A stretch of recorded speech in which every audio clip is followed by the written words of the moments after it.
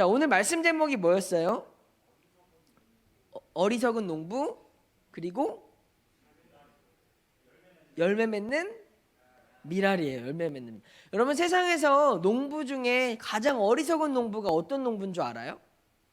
예준아, 어리석은 농부는 어떤 농부일까? 그러면 이렇게 한번 생각해 보자. 어리석은 학생은 어떤 학생일까? 중간고사를 앞두고 어리석은 학생. 시험이 코앞인데 공부를 안 하는, 그거는 자격이 없는 학생이지, 어리석은 학생이 아니라. 어리석은 학생은 뭘까, 승윤아? 벼락치기 하는 사람. 그런 사람이 어리석지 않을까요? 시험 범위가 아닌 데를 공부하는 사람, 시험에 안 나오는데 거기를 공부하고 있는 사람, 그리고 답이 없는 문제를 풀고 있는 사람, 이런 사람들이 어리석은 학생이라고 목사님은 생각을 하는데, 어리석은 농부, 요거를 그러면 농부의 관점으로 바꿔보자. 농부로 대입시키면 어떤 농부가 어리석은 농부일까? 큰 승재야.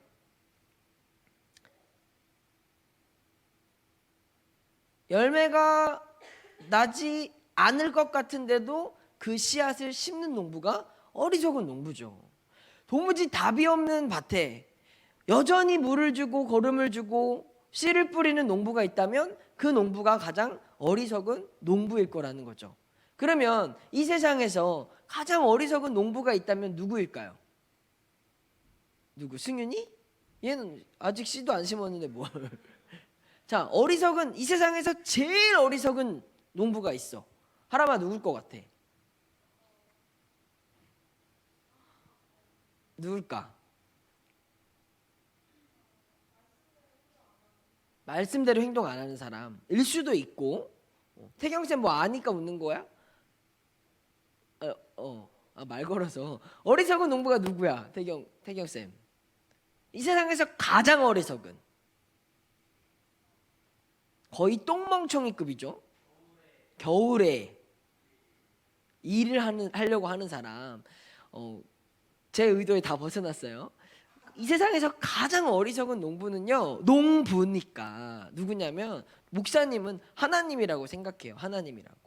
왜냐하면 우리들을 향해서 여전히 수천 년이 넘도록 변함없는 사랑을 주고 계시는데, 우리 이 완악한 인간들은요, 여전히 하나님의 그 사랑을 배워도 알아도 경험해도 어떻게 해요? 죄를 짓고 배신하고 그 하나님을 늘 기쁘게 하지 못하는 삶을 살아가는 우리들을 향해서 오늘도 여전히 똑같이 씨를 뿌려주시는 그 하나님만큼 어리석은 농부는 없다고 생각해요. 근데 그 하나님이 하나님의 농사를 위해서, 하나님의 열매를 위해서 이 땅에 또 다른 어리석은 농부들을 파송해 주셨어요. 그 파송받은 사람들이 누구예요? 누구? 바로 우리 선생님들이라는 거죠. 여러분, 갈수록 교회 학교를 위해서 헌신하는 선생님들이 줄어들고 있어요. 근데 선생님들이 왜 교회 학교를 헌신하지 않으시냐고 물어보면 그 많은 분들의 대답 중에 대부분의 대답이 이거예요. 뭐라고?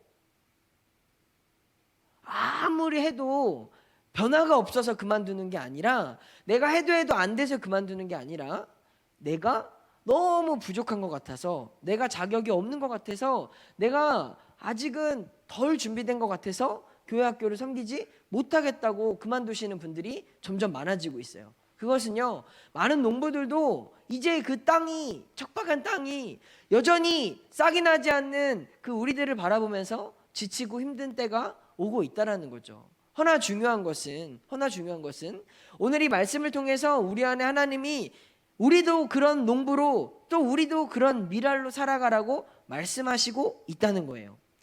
여러분, 그 목사님이 지난주에 어떤 목사님을 만나서 상담을 받았는데, 목사님을 아끼는 그 선배 목사님이 이런 말씀을 해주셨어요. 페넌트 레이스가 있다. 페넌트 레이스. 이게 뭔 줄 알아요? 들어봤어? 이 페넌트 레이스라는 건 장기간에 걸쳐서 우승을 겨루는 경기들을 가리키는 거야. 예를 들면 프로야구, 프로축구 이런 것들이 이 페넌트 레이스에 속하는 거래요.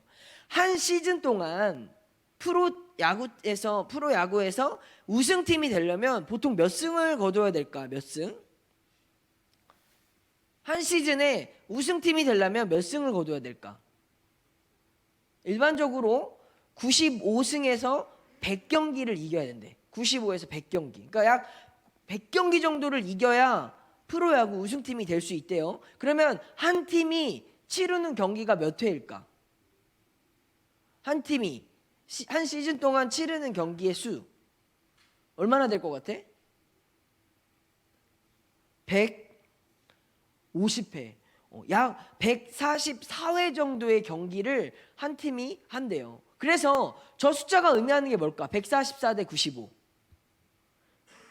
144 대 95. 키와 몸무게 이런 거 아니야? 꼭 내가 가운데 있으니까 키와 몸무게 같은 느낌이 드는데. 자, 저 숫자가 의미하는 게 뭘까? 재민아 뭘까? 승민아, 너가 웃으면 안 됐지 나를. 넌 내 편이 내줘야지. 자, 재민아, 저 숫자가 의미하는 게 뭘까? 황금 비율. 저거 황금 비율 아니야. 끔찍한 비율이야. 자, 144 대 95가 의미하는 게 뭐냐면 한 팀이 144회의 경기를 하는데 우승하기 위해서는 95경기를 이겨야 한다는 거죠. 그러면 우승팀이 다 이겼다는 소리예요? 아니에요.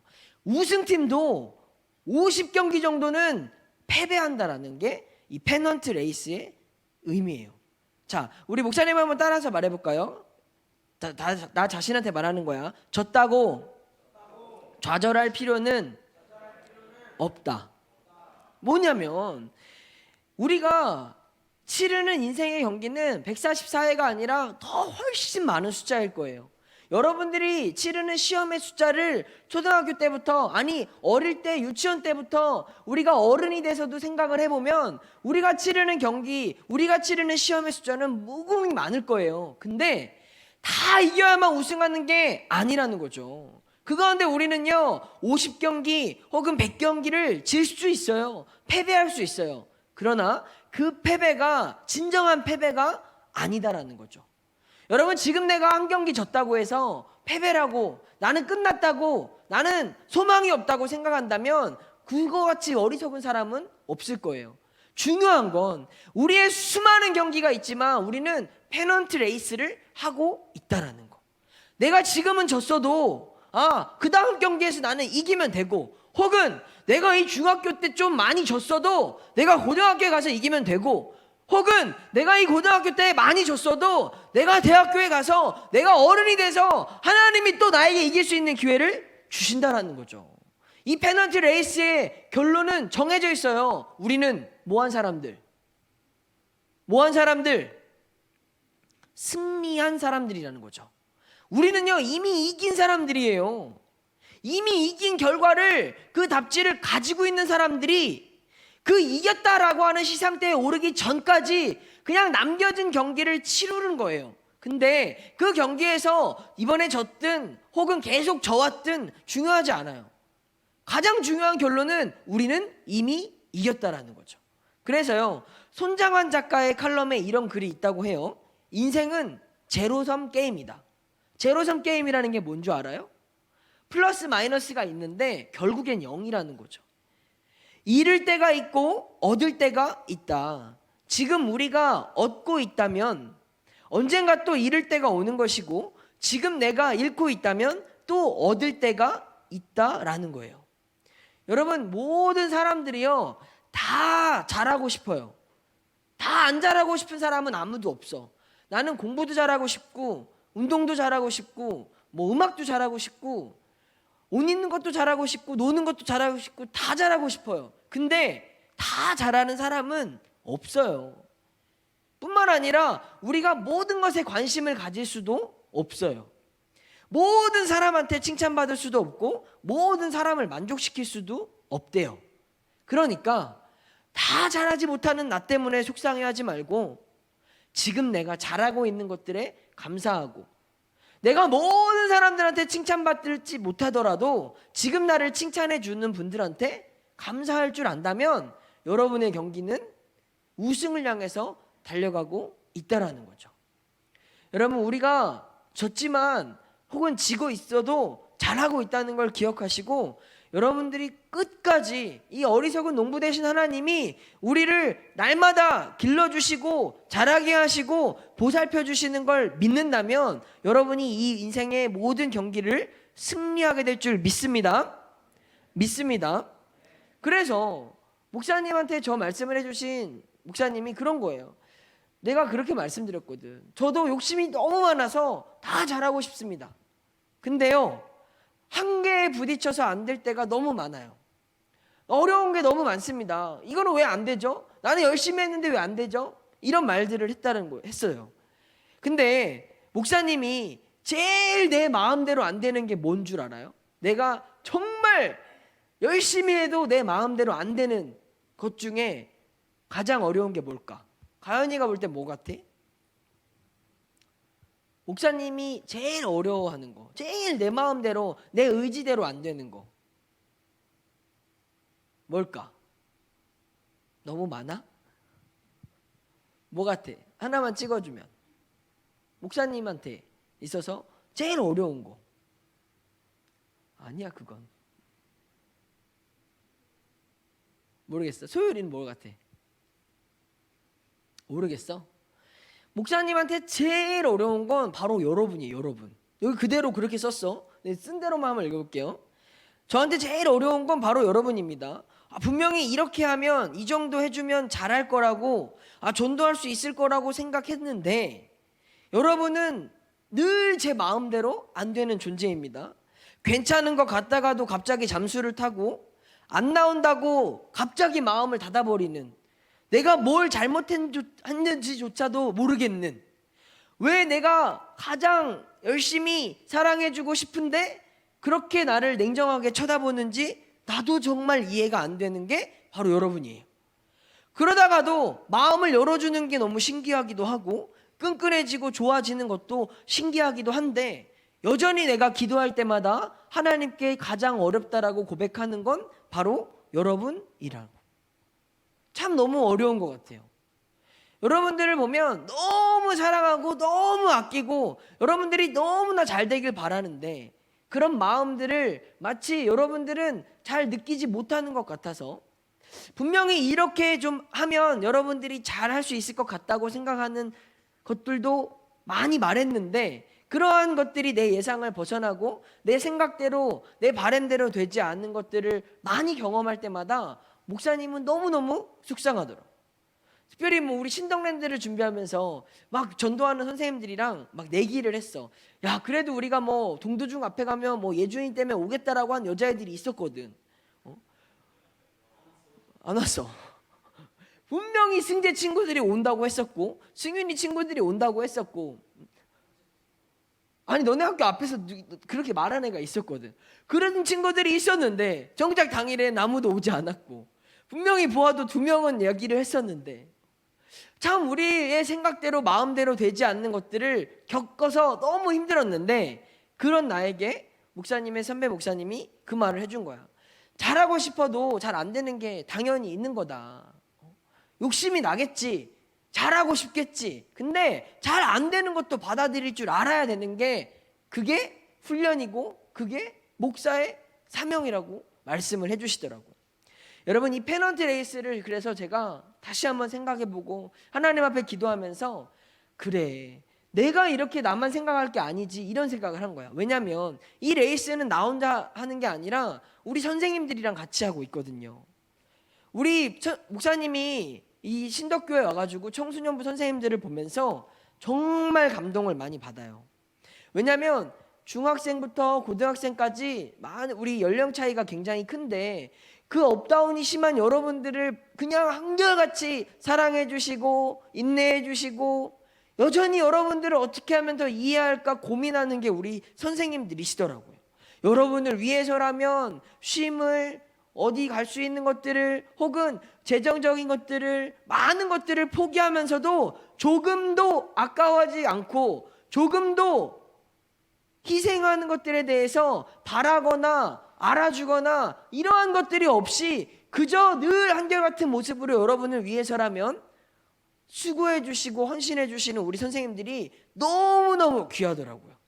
여러분들이 막 상처 주는 말을 해서 목사님한테 이렇게 말하는데 얘 때문에 너무 화가 난다고 말하는 게 아니라 이 친구를 위해서 기도해 달라고 하는 가장 이렇게 바보 같은 선생님들이 바로 여러분들의 선생님이라는 거죠.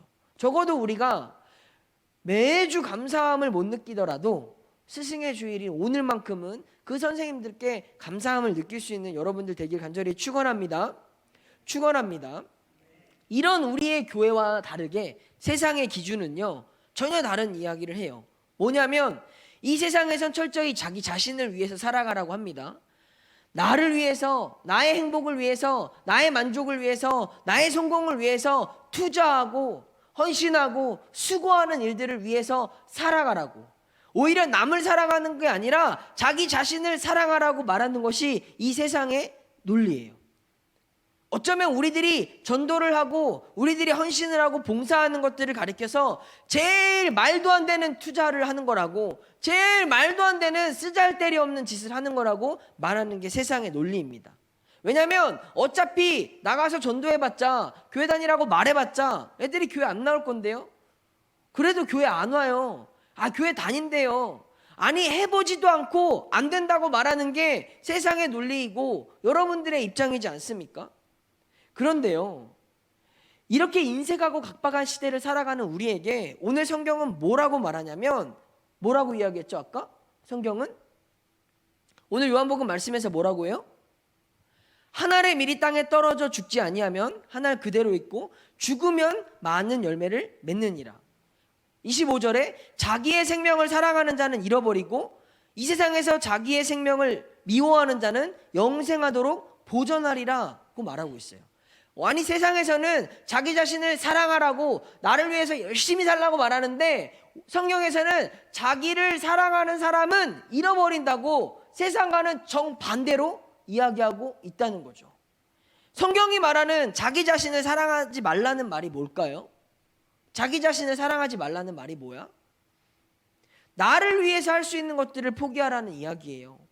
내가 배부르고 내가 즐겁고 내가 편안하고 내가 만족할 수 있는 것들은 다 포기해라. 나를 사랑하는 것들이기 때문에 그런 것들로는 절대로 열매를 맺을 수 없다고 오늘 예수님이 말씀하고 있는 거예요. 오늘 주님은 우리에게 이 세상을 살아가야 될 방법을 가르쳐 주시는 거예요. 여러분, 열매 맺고 싶으신가요? 여기서 열매를 맺는다는 건 내가 이 땅에 살면서 복을 누리겠다는 거예요. 어떤 많은 결과물들이 있고 은혜가 있고 축복을 받고 싶다라는 거죠. 축복을 받기 위해서라면 세상에서는 나 자신을 위해서 투자하고 나 자신을 위해서 헌신해야 되지만 오늘 말씀은 나를 사랑하는 게 열매를 맺는 게 아니라 자기를 사랑하지 않는 게 열매를 맺는 거라고, 하나님이 주시는 축복의 방법은 나를 사랑하지 않는 것임을 말해주고 있는 거죠. 여러분, 한 알의 밀이 땅에 떨어져 열매를 맺기 위해선 자기 자신이 죽어야만 한대요. 아니, 죽어서 어떻게 열매를 맺냐? 저는 이것을 죽음의 역설이라고 적었는데요. 이 죽음의 역설은 세상에서는 이 죽음이 굉장히 나쁜 것이고 안 좋은 거라고 생각을 하지만 하나님 안에서 이 죽음은 매우 긍정적이고 매우 희망적이고 매우 소망이 있는 말이라는 거예요. 우리가 오늘 이 예배를 드리는 이유는 한 가지예요. 죽기 위해서 예배 드리는 거예요. 오늘 나 잘 살아보려고 예배에 온 사람들은 대부분 은혜를 못 받고 가요. 나 재밌으려고, 나 행복하려고 교회에 오는 사람들은 충족을 못 해요. 왜냐하면 교회에는 나 기쁘고 나 즐겁고 나 만족하게 해주려고 하는 것들이 없어요. 교회에는 내가 죽고 내가 희생하고 내가 손해보고 내가 낮아지고 내가 양보하고 내가 헌신함으로써 다른 사람들이 변화되고 은혜받고 즐거워하는 모습이 있어야 열매가 맺힐 수 있기 때문에 그렇죠. 사랑하는 우리 생명숲 청소년교회 여러분 청소년이라고 무조건 사랑을 받아야만 합니까? 여러분, 청소년이라고 제일 중요하고 제일 예민한 시기를 살아간다고 여러분만 늘 사랑의 대상이 되어야 합니까? 저는 그렇게 생각하지 않습니다. 하나님이 청소년들에게도 사랑할 수 있는 기회를 주셨고 입술을 주셨고 손을 주셨고 마음을 주셨는데 어린이들에게도 사랑할 수 있는 힘과 지혜와 능력과 입술을 주셨는데 이 세상의 모든 그리스도인들이 예수 안에서 사랑하기 위해서 태어난 것이지 사랑받으려고 태어난 사람은 아무도 없다라는 거죠. 특별히 사랑을 받고 싶은 욕심이 많은 사람들에게 말씀드립니다. 여러분, 죽어야 사랑받을 수 있어요. 나는 죽지 않고 가만히 있으면서 나는 사랑받아야 되고 나는 행복해야 되고 나는 축복을 받아야 된다라고 말하는 멍청한 사람 되지 마시고 죽기 위해서, 사랑받기 위해서 더 죽고 더 희생하고 더 헌신하고 더 손 내밀 수 있는 그런 여러분 되길 간절히 축원합니다. 여러분들이 친구를 사귈 때도 마찬가지 아닙니까? 가만히 앉아있으면 여러분 친구 누가 와서 나랑 친구 해달라고 손 내밀어 주나요? 친구를 사귀려면 먼저 찾아가고 먼저 손 내밀고 먼저 도와줄 수 있어야만 하는 거예요. 마찬가지로 오늘 우리에게 예수님이 가르쳐 주시는 이 땅에서 열매를 맺는 삶은 우리가 미랄로서 철저히 죽어야만 한다는 거예요. 예수님은 열매를 맺는 이 땅에서의 삶을 가리켜서 우리에게 농부를 말해 주신 거예요. 우리는 다 농부예요. 하나님이 우리를 이 땅에 파송시켜 주신 농부예요. 각자마다 맡겨주신 밭이 있습니다. 가정의 밭이 있고 학교의 밭이 있어요. 우리들이 평생 가꾸고 일구어야 될 밭들이 있다는 거예요. 내 주변에 아직도 예수님을 믿지 못하는 그 사람들이 내가 가꾸어야 될 밭이에요. 그 사람들에게 여러분, 왜 열매를 안 맺냐고, 왜 싹이 안 나냐고 아무리 따져봤자 그 밭은 변화되지 않을 거예요. 왜 나만 고생해야 되냐고 따져봤자 거기서는 아무런 변화가 일어나지 않습니다. 그런데 그 밭에서 변화가 일어나는 방법은 하나예요. 내가 미랄이 돼서 그 밭에 떨어져 죽는 거죠. 내가 친구들을 변화시키고 싶다면, 내가 우리 가정을 변화시키고 싶다면 내가 하나의 미랄이 되어서 그 가정 안에서 죽어야만 해요. 그러면 그 안에서 우리가 죽는다는 건 어떤 의미이냐? 이 죽음은 우리의 생명이 끊어지는 게 아니에요. 이 죽음은 우리에겐 다른 말로 포기라는 거예요. 뭐라고요? 포기. 여기서 말하는 죽음은 포기. 내가 이 땅에서 누릴 수 있는, 내가 우리 집에서 누릴 수 있는, 내가 친구들 안에서 누릴 수 있는 나의 쾌락의 포기, 나의 이기적인 것들의 포기, 나의 만족의 포기, 이러한 것들로 우리가 포기하면서 나아가는 삶이 바로 우리가 미랄로 땅에 떨어져 죽는 삶이라는 거죠. 시간의 포기, 물질의 포기, 나의 유익의 포기, 나의 어떤 즐거움의 포기, 여러분들이 하나님 앞에 포기하는 것들이 오늘 성경이 말하는 죽는 것이라는 거죠. 시편 126편에 이런 말씀이 있습니다. 우리 한번 읽어볼까요? 시작. 울며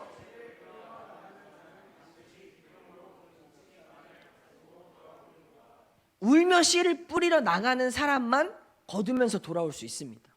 여러분, 아무것도 안 하고 가만히 있으면서 나는 복도 받아야 되고 친구도 많아야 되고 학교도 잘 가야 되고 성공해야 된다라고 바라는 멍청한 사람 되지 마시고요.